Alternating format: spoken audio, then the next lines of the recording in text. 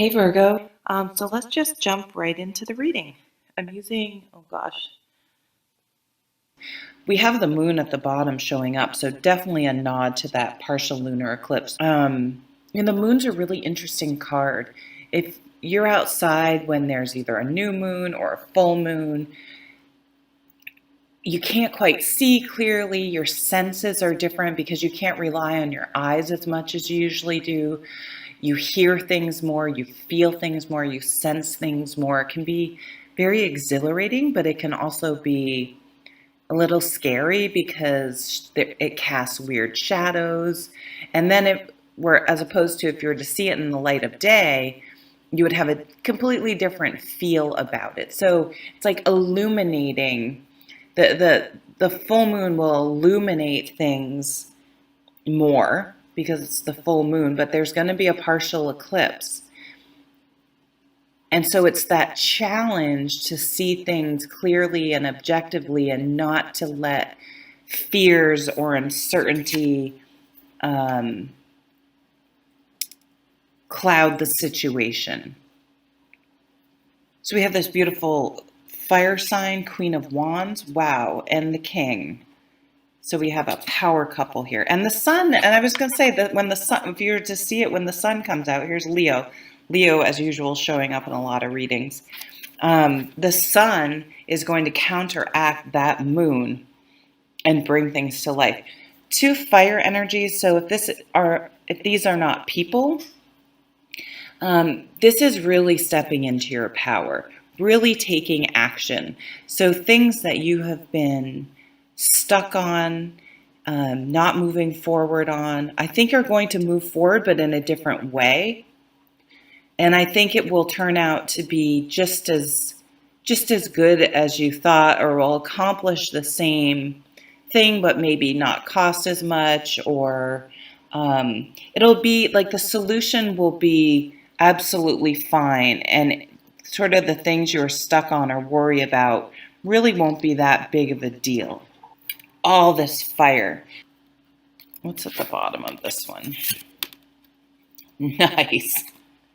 Boom. The tower. So anything that's been hidden, if there's been, you will uncover anything. If you've had a sense that some shit's been going on somewhere, I feel like it's a family thing, like in-laws or something. But it could be anything. If there's been some shady shit going on and you've sensed it, that will be blown wide open. That will be illuminated with this sun card.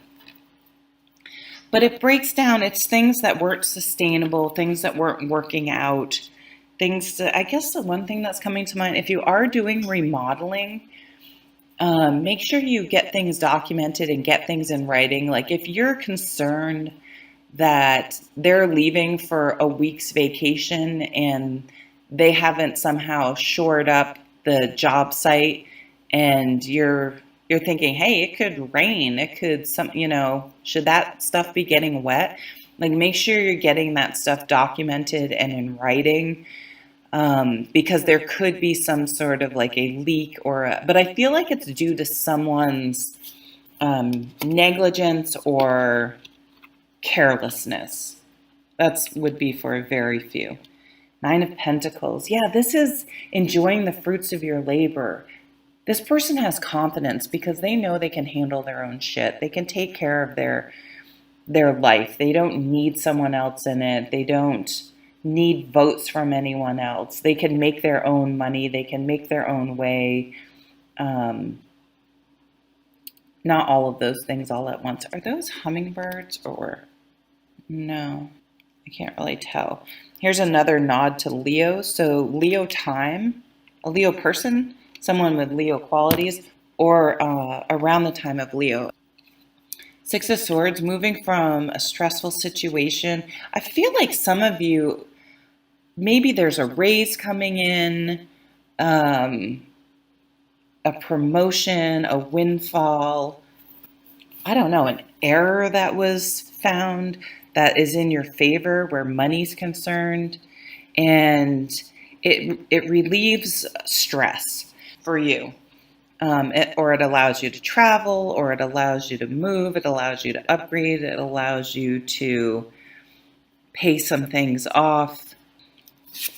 The Devil. So we have some Saturn energy, some Capricorn energy, a fellow Earth sign. The Devil's in the details. Yeah, you may uncover a detail. Like that Tower card is exposing something to me. King of Cups. Here's could be a water sign. The King of Cups is emotionally mature. They have emotional intelligence. This could be a leader, a dynamic leader with emotional intelligence. It's very business oriented for some reason to me. Here we go, change, moving. Here's this change in pentacles and tangible things and being successful. I mean, he's so successful, he's just dropping pentacles left and right. Whatevs, he's fine. He leaves prosperity in his path. I mean, even his horse is all dressed up. And he's walking, he's giving his horse a rest. The Knight of Wands and the Knight of Swords, they're running their horses ragged. They're just charge, charge, charge, charge. This is, an earth energy. It's more calculated. It's methodical. It's slow. It doesn't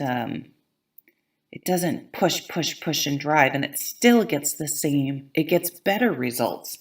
So if you're a leader, a manager, to think about that. This person has their independence. He looks like he's looking over at her, if you ask me. So there could be someone slowly coming into your life, or that has slowly made their way into your life, and you kind of are like, oh, how, like, it wasn't some big event. It was just you met them somehow, and then you ever notice how when you meet someone, all of a sudden you feel like you see them everywhere? And it's like, I've never known this person in however many years I've been around this area, and now I see them everywhere. It could be one of those things, and you just always say hi or you chat or whatever. And before you know it, there's a connection there. There's a relationship starting there. Eight of Swords. This is going back to that message I was getting at the beginning. You don't reassess things, because there may be a sticking point, and I think, again, this is what that lunar eclipse is doing. That isn't actually a sticking point, but you kind of forgot it was something that could be changed or is modifiable. Three of Cups, a mutually supportive atmosphere, going out with friends. It always reminds me of sisters. It's a good networking event. It's a supportive atmosphere, hanging out with friends, hanging out with family. The Three of Cups is just a genuinely fun, supportive, lighthearted card. But one thing I have noticed with the Three of Cups is that if it's safe, accept invitations. And it's usually even an invitation that it would, like, oh, people are going out after work or whatever, that you could easily decline, and it wouldn't be a slight, it wouldn't be any big deal. And I would just say go. And it might be something where, like, I'm just going to go for a little bit, and you end up staying and having a good time. Or it turns out to be like something about that event you will look back on and say, wow, if I had never gone to that, these things would have never happened, and I wouldn't be here. Yeah, okay. You may meet someone. So if this person's at work, definitely, if there's a group of people going out, go, because they'll either be there and you guys will get together because of that, or you'll meet someone while you're out. So there's two. We have the Knight of Cups And he as well, he's not on his horse, although his horse is raring to go. So, raring to go. It should be rearing, but it's raring. He has a little picnic set up, a little bit of romance, bringing you flowers. Right under, I realized I put it right under the devil. So I feel like this person cannot stop thinking about you, but I don't think they show it. I think they're pretty cool. I don't think they play games. The Knight of Pentacles doesn't play games. I think they express their feelings. I think they make it clear that they want to see you in a romantic sense. Like they're not going to let once there's an opportunity, they're not going to let the friend zone persist. So thanks so much for watching, and I'll see you at the next video. Take care.